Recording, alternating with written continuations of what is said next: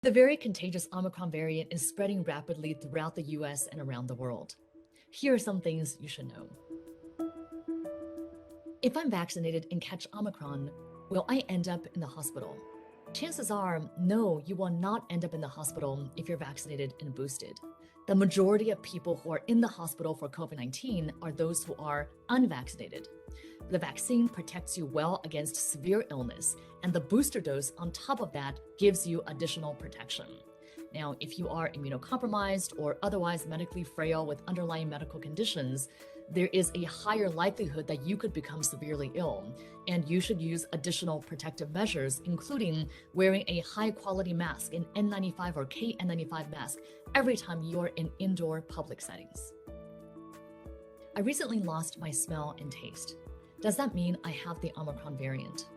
Compared to previous variants, it seems like with Omicron, loss of smell and taste is less common.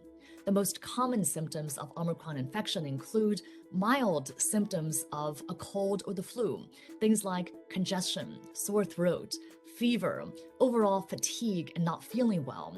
So if you have any of these symptoms, make sure to get tested for COVID-19 immediately.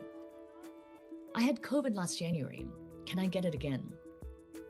Yes, reinfection certainly occurs. We know based on data out of South Africa, Scotland, and others that people who previously got infected with Delta can still get infected with Omicron. I tested positive for COVID, then a few days later, my roommate also tested positive. Do we need to isolate from each other? The answer is no. You and your roommate are not going to reinfect each other, so you do not need to isolate from one another. However, you should make sure to follow the CDC guidelines on when you can exit isolation and interact with other people other than your roommate. Is it safe for children to go back to school?